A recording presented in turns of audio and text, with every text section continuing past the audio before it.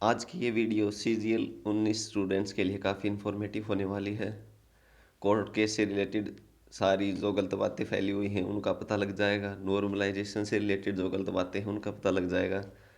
So please इसको last तक देखना, काफ़ी इन्फॉर्मेटिव वीडियो है। तो ये स्क्रीनशॉट है प्रतियोगी छात्र संघ, जो CGL 19 कोर्ट केस से रिलेटेड है, फर्स्ट पार्टी से। इसमें ये चीता भैया, ओरिजिनल नाम तो नहीं पता। तो अगर भाई आपको ये वीडियो मिले 2 दिन में, 5 दिन में, 10 दिन में, तो पूरा देख लेना इसको, आपके सारे सवालों का जवाब मिल जाएगा इससे। तो चलो सबसे पहले लिखते हैं, इनको बदमाशों गुंडों की तरह ट्रीट किया जा रहा है, जैसे कुछ गलत कर दिया हो। इंसान की तरह पेश आने के लिए कह रहे हैं हम 18 नवंबर वाली ज़्यादा फ्रस्ट्रेटेड हैं। तो मेरे भाई सबसे पहले तो मेरा भी 18 नवंबर को था, तो मैं सारे फीलिंग समझ सकता हूँ तेरी कि क्या बीत रही होगी। तो फर्स्टेट भाई तुम ज़्यादा नहीं हो। फर्स्टेट ज़्यादा वो हैं जिनका सिलेक्शन फाइनल होना है 15 को, जिनका सिलेक्शन हो जाता। तो ज़्यादा फर्स्टेट वो है भाई। उनको अपनी नौकरी दिख रही है, 10 दिन लेट हो चुकी है, 15 दिन लेट हो चुकी हैं, 1 महीना भी लेट होगी 8 नवंबर तक, सॉरी 8 मार्च तक। उसके बाद भी पता नहीं 10 दिन और लगे, 15 दिन और लगे, तो 1 महीना तो कम से कम भाई वो डिले होंगे। 1 महीने की सैलरी उनकी गई 70,000 रुपये, जिनको 4600 ग्रेड में मिलती। तो ज़्यादा फ्रस्ट्रेट वो है। तुम कैसे फ्रस्ट्रेट हो भाई? तुम्हें तो पता है अभी कैट में मान लो कुछ तुम्हारा डिसीजन नहीं आया, हाई कोर्ट में जाना है, उसमें नहीं आया, सुप्रीम कोर्ट में जाना है, तो तुम्हें तो दिख रहा है 1 साल और लगेगा कम से कम। अगर सारे डिसीजन तुम्हारे अपोज में आते हैं, फेवर में आ गए, तो चलो वो अलग बात है। तो फ्रस्ट्रेट तो भाई वो है, इस बात को तो तू भूल जा कि मैं ज़्यादा फ्रस्ट्रेट हूँ। और जो ये धमकियाँ दे रहे हैं, हेट फैला रहे हैं, तो चाहे वो केस के अपोजिशन वाले हो या जो केस के सपोर्ट करने वाले हो, तो मेरे भाई इससे तो कुछ फ़ायदा है नहीं। ये CGL से भी बड़ा विशेष सर्कल है। वो कुछ कहेंगे, उसके बाद तुम कुछ और कहोगे, तो ये सब तो चलता रहेगा। तो इस बात को तो मेरे भाइयों छोड़ दो।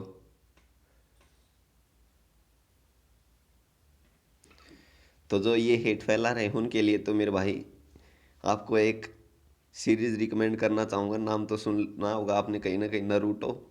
उसमें जो पेन वाली आर्क है, स्पेशली जो नरूटो और नगाटो के बीच टॉक होती है हेट को लेके, उसको सुनना काफ़ी अच्छा लगेगा और ऐसे काम करने बंद कर दोगे। तो अब आगे चीता भैया ने शेयर किया अपना स्कोर कार्ड। प्री मेन के 194 थे, सेक्शनल देख लो आगे है। नॉर्मलाइजेशन के बाद 194 हो गए। अच्छा, ये रो और नॉर्मलाइज दोनों सेम ही लिख रखे हैं। मेंस में 187.5 आए, मैथ में तो 180 के करीब नॉर्मलाइज होके हो गए होंगे जहाँ तक लग रहा है।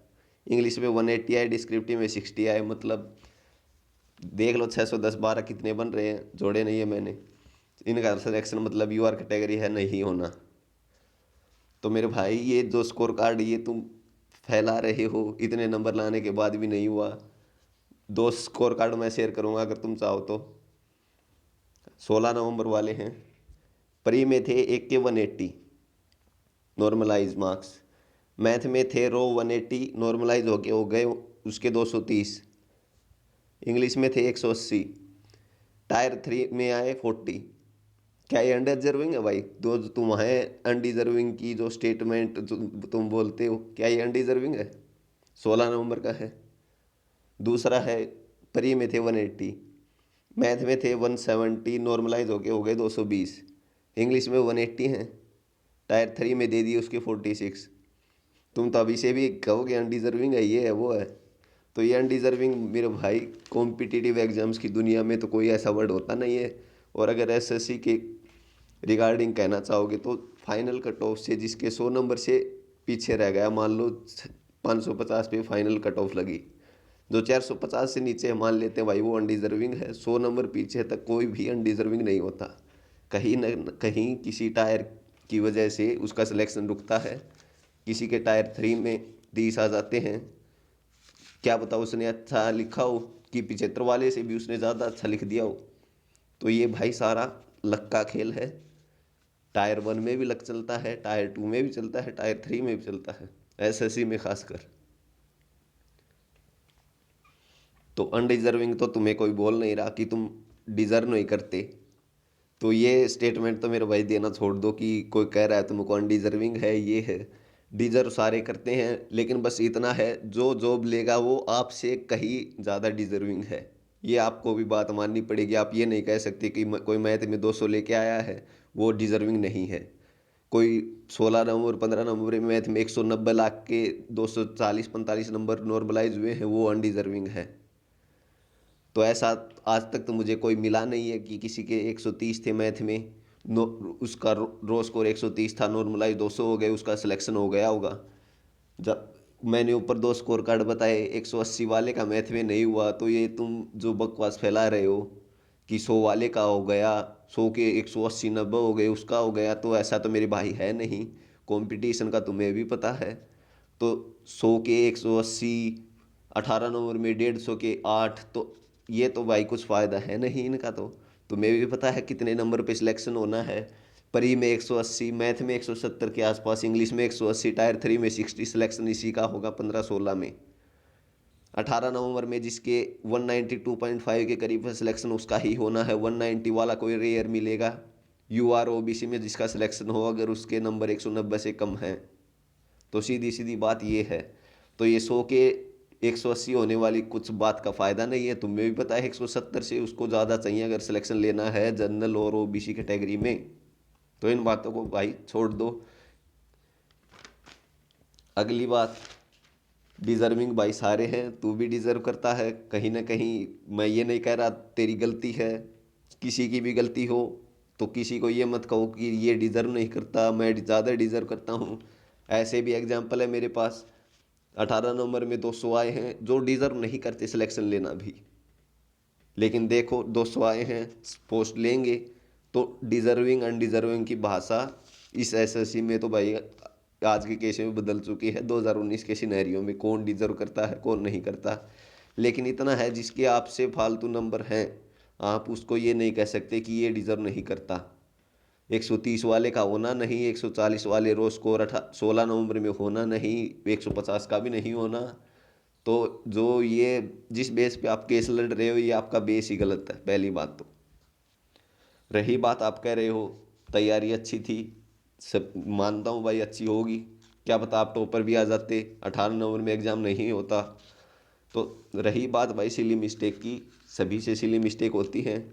मैं भी करता हूँ 7-7 8-8 सिली मिस्टेक मैं भी करता हूँ। एग्ज़ाम एग्ज़ाम में तो नहीं हुई मानो, मॉक में मैंने भी की हैं। क्योरा पे मैंने आंसर भी पूछा था कि सिली मिस्टेक को कैसे कम करें। 2018 के वन ऑफ द टॉपर्स, शायद ऑल इंडिया रैंक 11 थी, दिवजेश भाई ने आंसर भी दिया मेरा, उनके ऊपर काम किया मैंने। पेपर आते आते दो तीन सिली मिस्टेक तब भी हो रही थी। रही बात 18 नवंबर के एग्ज़ाम की, तो मेरे भाई तुझे लेवल पता है, तैयारी इतनी अच्छी थी, तूने मॉक दिए होंगे 100-150, तो मैं ये मान के चलता हूँ तूने चल 80 मिनट में एग्ज़ाम कर लिया होगा, क्योंकि 70 मिनट के आसपास मान लो भाई तेरे से भी ज़्यादा किसी ने मेहनत की, उनने कर लिया। 75 मिनट में मेरा हो गया था, तो मान लिया चल मेहनत की भाई 80 मिनट में हो गया होगा तेरा। बाकी 40 मिनट क्या किया भाई तूने, एक बार मन में सोच लेना, वीडियो देखे तो 40 मिनट क्या की। मैं बताता हूँ मैंने क्या किया। मैंने आखिरी की, जो मैंने 45 मिनट बची थी मेरी 75 मिनट के बाद, शायद 62 क्वेश्चन मैंने दोबारा अटैम्प्ट करके देखे, बिल्कुल डिटेल से शुरुआत से लेकर एंड तक। लास्ट वालों में मैं कैसे श्योर था, लास्ट के 30 क्वेश्चंस को लेकर मैं पूरा श्योर था, क्योंकि मुझे पता लग गया था एग्ज़ाम ईजी है। तो लास्ट वाले मैं साथ के साथ दोबारा रीचेक करने में लग गया था। तो मेरे भाई सिली मिस्टेक जो ये तेरी 5 हुई है ना, तो इनका तो ये तेरी ही गलती है। इसके ऊपर तू ये नहीं कह सकता गलती से मेरी सिली मिस्टेक हो गई, क्योंकि पूरा टाइम था तेरे पास इनको चेक करने का। मानता हूँ सिली मिस्टेक हो जाती है, दिन खराब हो, लेकिन अपनी गलतियों को भाई एक्सेप्ट करना सीख। दूसरे के ऊपर थोपने से कुछ नहीं होता। गलती तेरी है, सिली मिस्टेक हुई है, किसी से भी हो सकती है।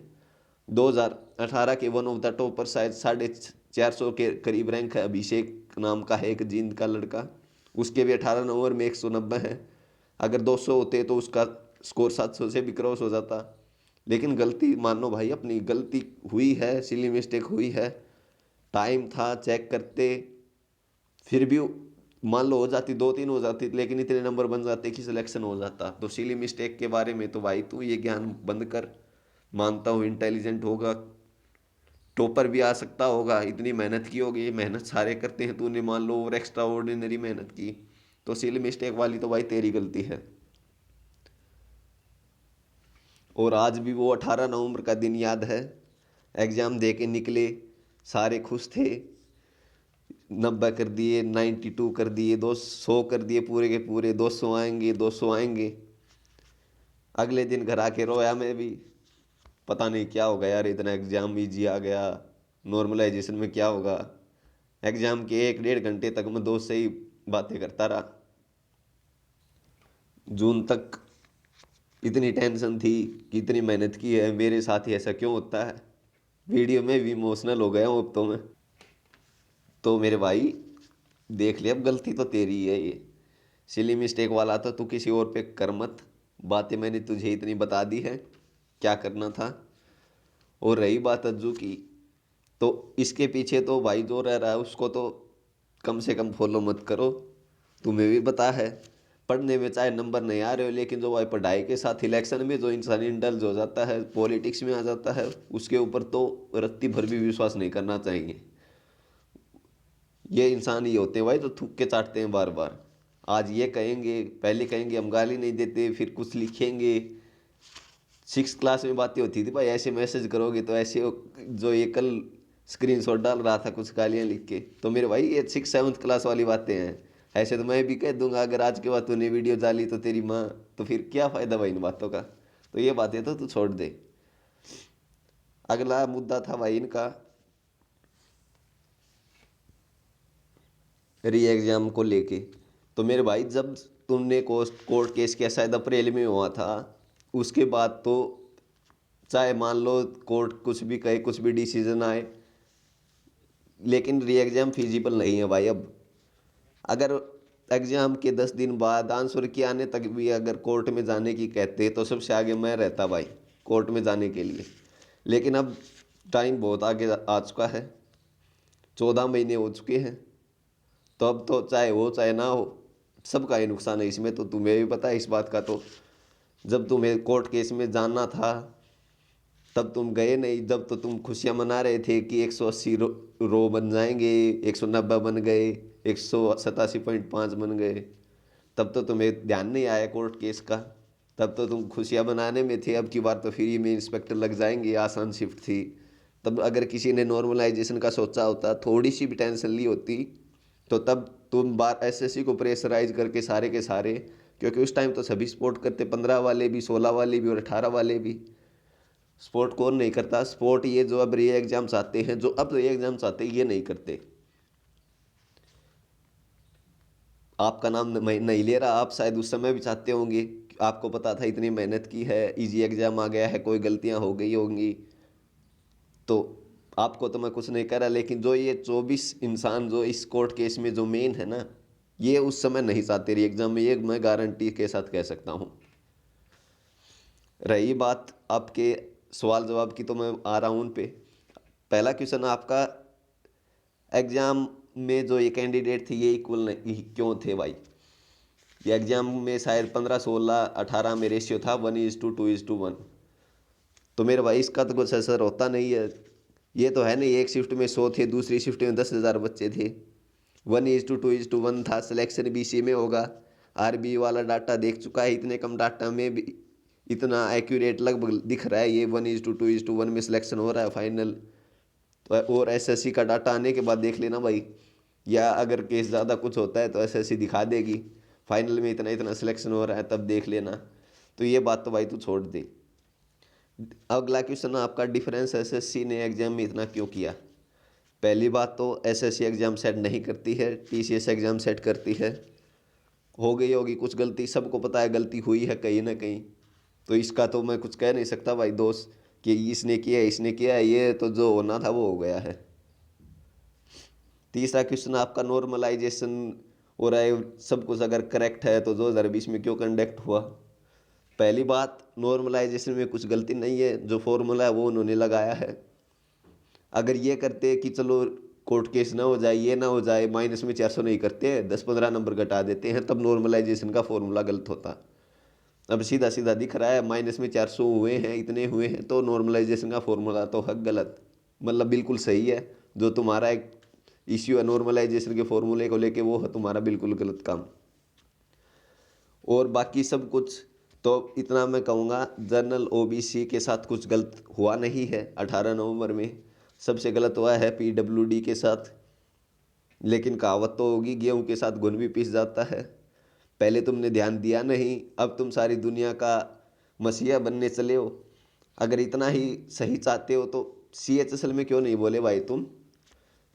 13 नवंबर की शिफ्ट पहली और दूसरी में आरबीआई के डाटा के अनुसार 11% ही पास हुए, जबकि एक शिफ्ट में 70% बच्चे पास थे।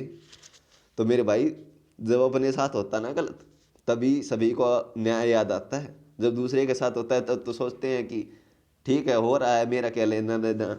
अब मैं गारंटी के साथ कहता हूँ, अगर तेरे 200 नंबर आ जाते तो तू आज यहाँ नहीं मरा रहा होता अपनी। तू भी चाहता है कि चलो ठीक है, क्यों कर दिया यार, ये केस क्यों कर दिया, तब तू भी यही सोच रहा होता। अब तेरे 187.5 आ गए, तब तुम्हें लग रहा है कि गलत हुआ है, गलत हुआ है। अगर ये तेरे 200 होते तो तू भी कुछ नहीं कहता, मैं लिख के देता हूँ। तू भी कहता मम्मी इंस्पेक्टर बन जाऊंगा, मैं भी अपनी माँ के आंचल में छुपा होता तू भी। अगला फिर से आपका वही सिली मिस्टेक को लेके क्वेश्चन। तो मैं कहता हूँ भाई, ऐसा कोई नहीं है जो सिली मिस्टेक नहीं करता। तेरे से भी हुई है, बाकी से भी हुई है, 500-600 के 200 भी आए हैं, 1000-1500 के 197.5 भी आए हैं। तो मेरे भाई, सिली मिस्टेक सबसे होती हैं। टाइम बहुत था एग्जाम में, कम से कम करनी थी, गलती मान ली अपनी सिली मिस्टेक वाली तो कम से कम। और तो चल मत मान, सिली मिस्टेक वाली तो कम से कम गलती मान ले अब अपनी।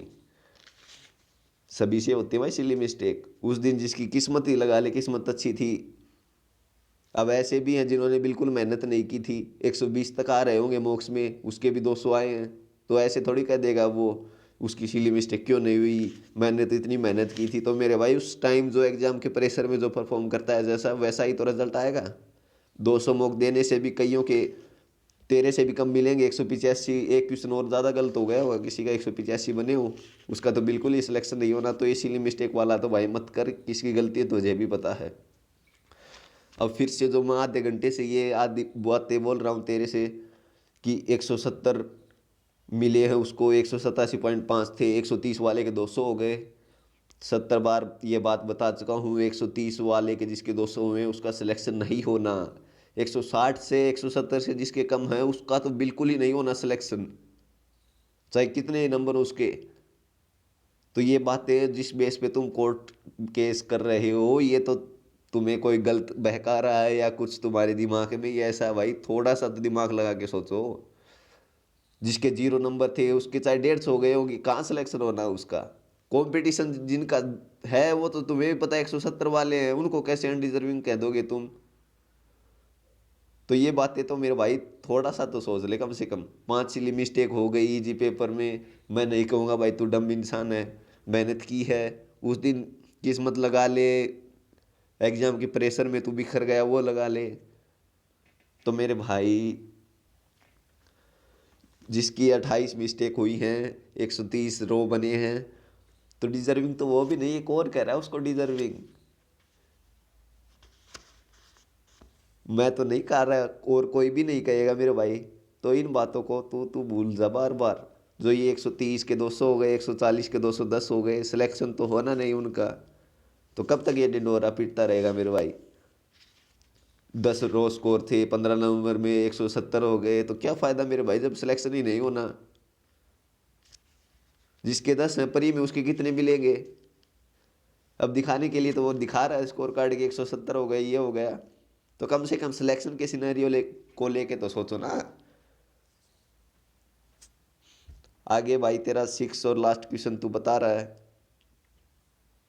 कि डिले से कोई प्रॉब्लम है तो री एग्जाम को क्यों नहीं सपोर्ट करे, पहले बता दिया था मैंने।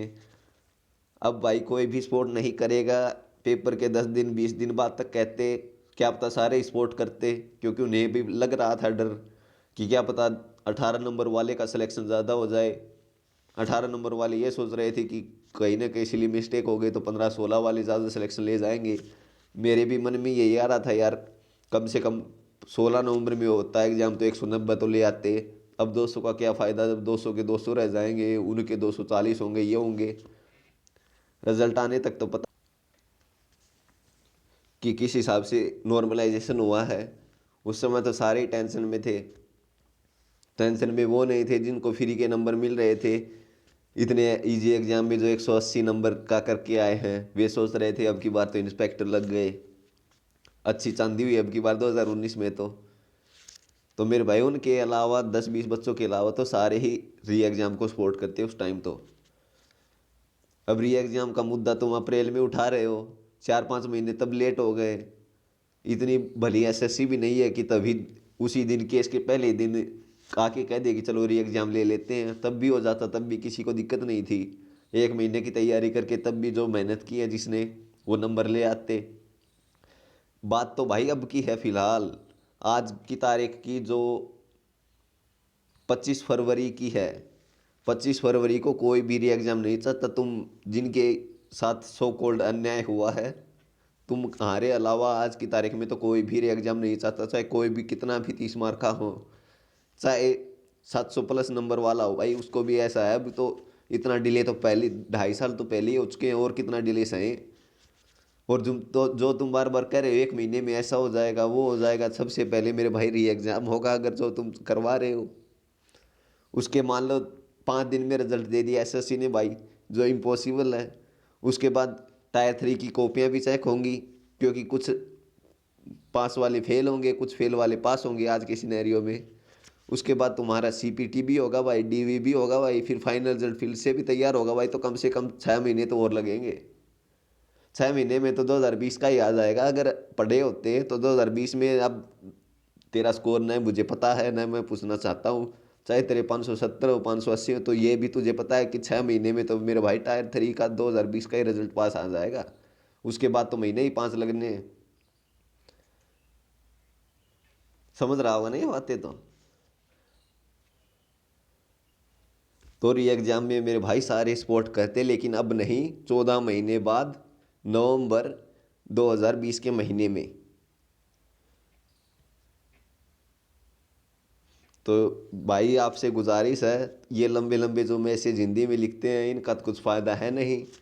थोड़ा सा सेंसिबल सोच लो, क्या पता कुछ ना कुछ समझ में आ जाए। एक बात तो समझ में आ गई होगी, कम से कम इतनी बार बताया मैंने। 100 के 180 हो गए, 130 के 200 हो गए, इनका तो मतलब कम से कम समझ में आ गया होगा मेरे भाई। ये तो बस दिखावा है, इतने हुए हैं, तुम्हें भी पता है किसका सिलेक्शन होना है। जिनका सिलेक्शन होना है उनको तो कम से कम ये कहने से रह जाओ, वो अनडिजर्विंग है, फ्री के नंबर ले रहे हैं। फ्री के नंबर तो भाई, चाहे मेरे 200 हो या किसी के 197 हो, फ्री को नंबर तो सबको पता है 18 नंबर में मिले मेरे भाई। जितनी मेहनत उन्होंने मान लो एग्जाम में की है, 70 मिनट में उनको 244 नंबर मिल गए, तो फ्री के नंबर तो वहाँ पे मिले मेरे भाई। तो अब तो कुछ फ़ायदा है नहीं ये बार बार कहने का कि ये है वो है। आगे डेट ये 8 मार्च की मिली है। अगर उस दिन तुम्हारे सो कॉल्ड लीडर्स ने कुछ ऊपर नीचे नहीं किया, जो मुझे लग रहा 99% तुम, क्योंकि डिसीजन तो कोर्ट उसी दिन देने को तैयार था, 24 तारीख को ही, कल ही। लेकिन नहीं, हमने तो ये नहीं पढ़े वो नहीं पढ़े। तो मेरे भाई क्या कहूँ यार, अब इतने फ्रस्ट्रेट हो चुके हैं सारे के सारे। तुम कह रहे हो तुम हमसे ज़्यादा हो, हम कह रहे हैं हम तुमसे ज़्यादा हैं। फ्रस्ट्रेट सारे हैं। 2020 वाले भी होंगे कुछ दिन में, जब इनका रिजल्ट नहीं आएगा 2021 वाले भी होंगे। तो ये तो मेरे भाई पूरा विशेष सर्कल बन जाएगा। बन जाएगा क्या, बन चुका ही है। तो आप समझदार हो, आपको जो गालियाँ दे रहा है आप उनसे कुछ मत कहो, 2 दिन भोग लेंगे। जिनको आप दे रहे हो आप उनको मत दो। आप 2 गालियाँ उनको दोगे, वो 4 आपको देंगे, या फिर 8 आप उनको दोगे गालियाँ। फिर आपके मन में आएगा आगे ये कहीं मिल गया तो मैं इसको ये कर दूंगा वो कर दूंगा, दूसरे के मन में भी यही आएगा। कई अब सोच रहे होंगे कि अज्जू को जाके यही कहाँ ला, बाद में ये अपनी मरा रहा है, वहाँ पे जाके मैं उसको पीटूंगा वो करूँगा। तो मेरे भाई ये सारी तुम्हारी ही गलतियाँ हैं। तुम उनको कुछ कर रहे हो, वो तुमको कुछ कर रहे हैं, तो इनका तो कुछ फ़ायदा नहीं है ही नहीं। 2020 का एग्ज़ाम हो चुका है, जिनको 2021 की तैयारी करनी है वो 21 की करो। आपने तो 2020 में भी अच्छी मेहनत करके नंबर ले आए होंगे, इसमें नहीं तो CHSL में ले आए होंगे। तो मेरे भाई ठीक है, अब आगे कुछ करो। ये लंबे चौड़े मैसेज लिखने का कुछ फ़ायदा है नहीं, कोर्ट के हाथ में है। एक दूसरे को ब्लेम गेम करते रहो। अब तुम बातें तुम्हें भी पता है कहाँ किसकी गलती है, TCS के अलावा किसी की गलती नहीं है, और आगे जो गलती है वो तुम्हारी है। तो तुम्हें ये भी नहीं समझ में आ रहा कहाँ किसका सिलेक्शन हो रहा है, किसको को क्यों अनडिजर्विंग कह रहे हैं हम, क्यों फ्री के नंबर बोल रहे हैं। तो ये बातें तो भाई छोड़ दो, किसी को गालियाँ मत दो, खासकर कोर्ट को। तो कहीं किसी ने मैसेज दिखा दिए, शेयर कर दिए, कंटेम्प्ट ऑफ कोर्ट हो जाएगा, फिर घूमते रहना।